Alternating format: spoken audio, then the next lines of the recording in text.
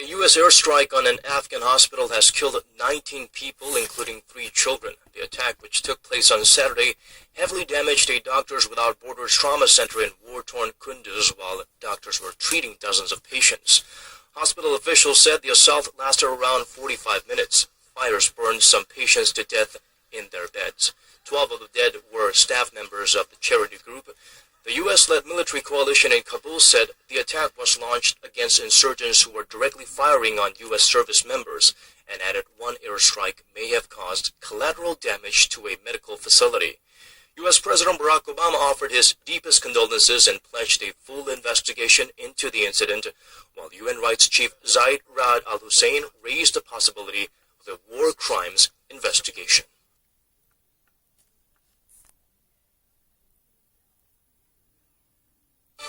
Hello, hope you're having a great weekend so far. Welcome to our newscast. I'm Daniel Che. Let's start with the first story. This week, the two Koreas are expected to exchange final lists of names of those who wish to take part in reunions for war-separated families later this month. Unfortunately, North Korea's potential plans for a missile test has put the long-overdue event at risk. Kwon Jang-ho starts us off. Plans for an upcoming round of reunions of families separated by the Korean War are carrying on as scheduled. Efforts to locate the 400 potential reunion candidates from both South and North Korea, 200 from each side, are being completed on Sunday, and the lists of names will be exchanged on Monday. Then a final 100 candidates from each side will be chosen, and those lists will be exchanged on Thursday. Preparations are also well underway at the Mount Kumgang Resort in North Korea, where the reunion event will be taking place. But current relations between the two Koreas are under intense strain yet again, putting the reunions at risk. The main sticking point is a rocket that the North... This week, the two Koreas are expected to exchange final lists of names of those who wish to take part in reunions for war-separated families later this month. Unfortunately, North Korea's potential plans for a missile test has put the long-overdue event at risk. Kwon Jang-ho starts us off. Plans for an upcoming round of reunions of families separated by the Korean War are carrying on as scheduled. Efforts to locate the 400 potential reunion candidates from both South and North Korea, 200 from each side, are being completed on Sunday, and the lists of names will be exchanged on Monday. Then a final 100 candidates from each side will be chosen, and those lists will be exchanged on Thursday.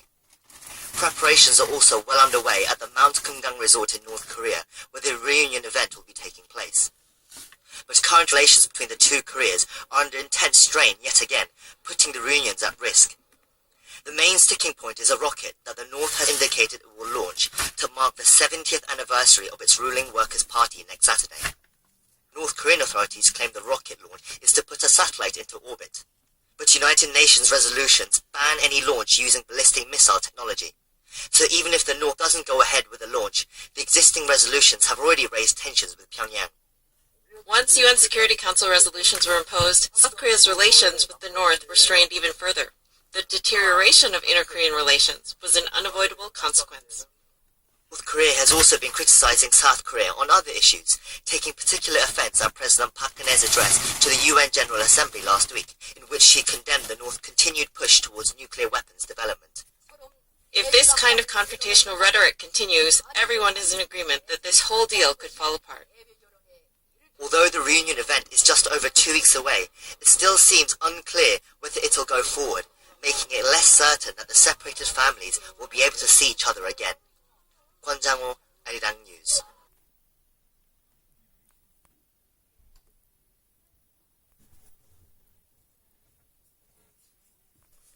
The Korean economy has seen its growth rate move up and down over the past year, but it could bounce back in the third quarter. Our Shin Se-min has this report.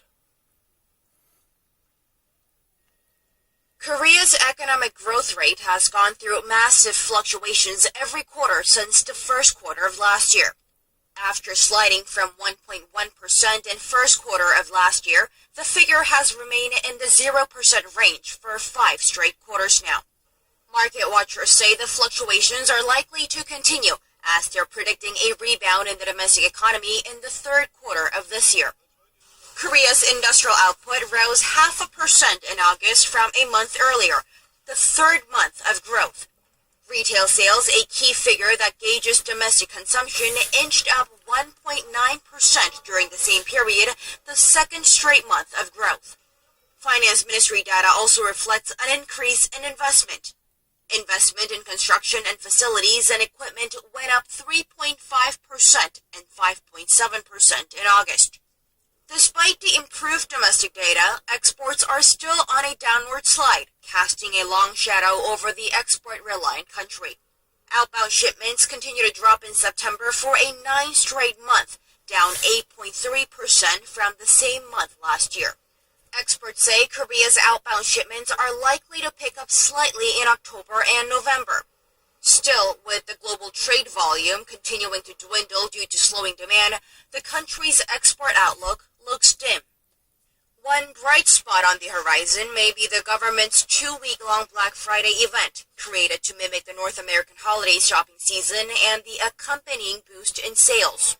The Korean government says it is positive that the economy will grow to a rate of over 1% in the 2 remaining quarters of the year on a pickup in consumer spending thanks to the Chuseok holiday and a recent cut in the consumption tax. 신세민, 아리랑 뉴스.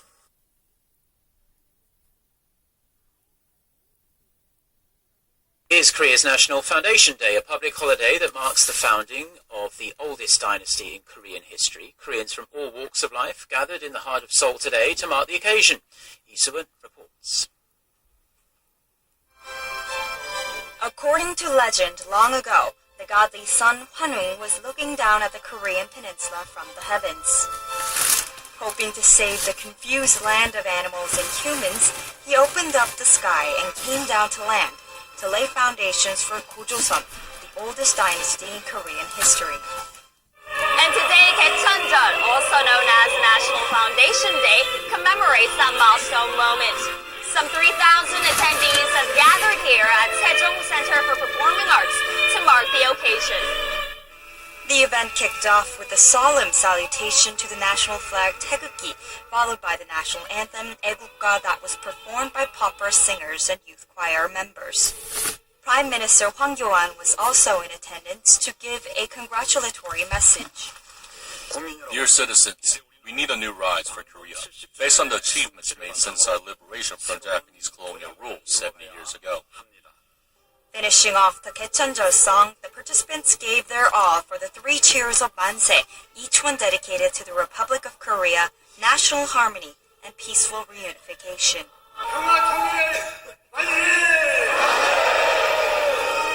A grand orchestra of traditional drums, a flowery fan dance, and more musical performances celebrated Gaecheonjeol with hopes to heighten Korea's standing in the world. Lee Soo-eun, Arirang News.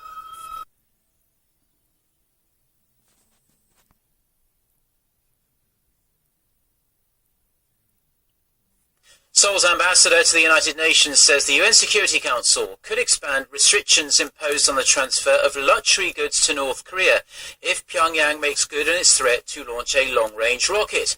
Speaking to US news agency Voice of America, Oh June said the current measures only ban the export of some luxury items and strategic materials to North Korea, but these could be expanded if necessary. The remark suggests the UN could use toughened sanctions to target the country's elite, not ordinary North Koreans. The ambassador also said UN Secretary-General Ban Ki-moon would be willing to visit North Korea if it could promote peace on the Korean peninsula.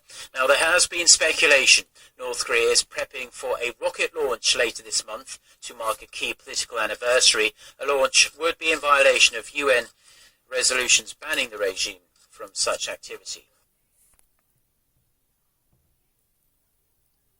Shifting gears, South Korea has refuted a Japanese media report claiming that a loaded train was headed to a launch site in North Korea, adding there are no imminent signs of provocations. Kim Hyun-bin reports.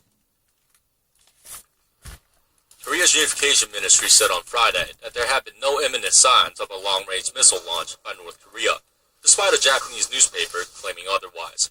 Japan's Asahi Shimbun newspaper claimed that Seoul, Washington, and Tokyo spotted the movements of a freight train headed for Tongchangni missile site in the north.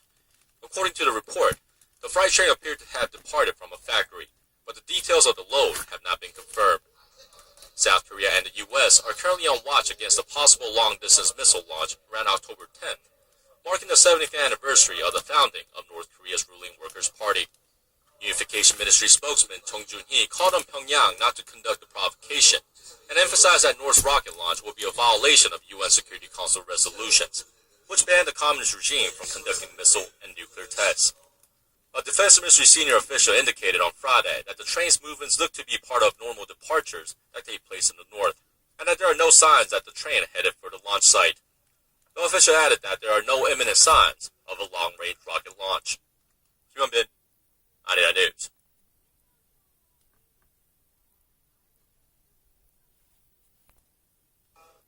North Korea has criticized President Park Geun-hye for speeches she gave at South Korea's Armed Forces Day ceremony and at the UN General Assembly. The North warned about the relationship of the two Koreas through its main propaganda website on Friday.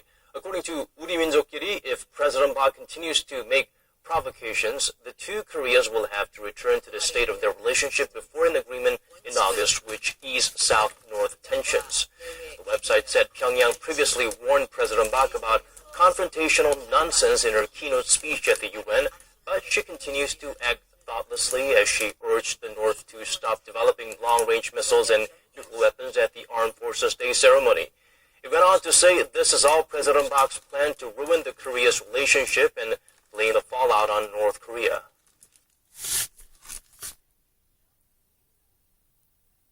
Hope you're having a great weekend so far. Welcome to our newscast. I'm Daniel Che. Let's start with the first story. This week, the two Koreas are expected to exchange final lists of names of those who wish to take part in reunions for war-separated families later this month. Unfortunately, North Korea's potential plans for a missile test has put the long-overdue event at risk. Kwon Jang-ho starts us off. Despite the ups and downs, the Inter-Korean Kaesong Industrial Complex has managed to be very productive. According to South Korea's Unification Ministry on Sunday, since opening in 2005, the factory park has recorded a total production volume worth more than $2.9 billion as of July. The Korean economy has seen its growth rate move up and down over the past year, but it could bounce back in the third quarter. Our Shin Se-min has this report. Join us today. Hello and welcome to Business Daily. I'm Lee Ji-yoon. Before we get started, let's see what we have lined up for you today. Korea's credit default risk is at a two-year high amid growing uncertainties from China's slowing growth and stumbling domestic exports. Korea is currently involved in 3 investor-state dispute settlement lawsuits filed by foreign investors. We take an in-depth look at these ISDS cases and what Korea can do to better handle them. With the continuing uncertainties in the global economy, many emerging countries are facing a greater risk of going bankrupt. New data shows that Korea's credit default risk is at a 2-year high, and slowing exports aren't making things any better. Our Kwon So-ah has more. Korea's 5-year credit default swap premium on its sovereign debt hit 82.43 basis points at the end of last month, according to market research firm Market. That's the highest since September 2013 and a big leap from the end of last year. A CDS premium is often used to indicate the creditworthiness of a company or country. Korea's risk premium rate has been on an upward trend since China's stock market plunge in July and its currency devaluation in August. The risk rate had appeared to decrease for a short while, but it went up again for Korea and other emerging markets last month, facing growing uncertainties stemming from the U.S. rate hike decision. The average risk increase rate for this year was at nearly 62% for Brazil, followed by Malaysia at 56% and Korea at almost 52%. Korea's major companies have been hit hard too. Top conglomerate Samsung Electronics CDS premium jumped to a 2-year 3-month high, and other big-name companies saw their largest risk rates in 1 to 2 years. Analysts point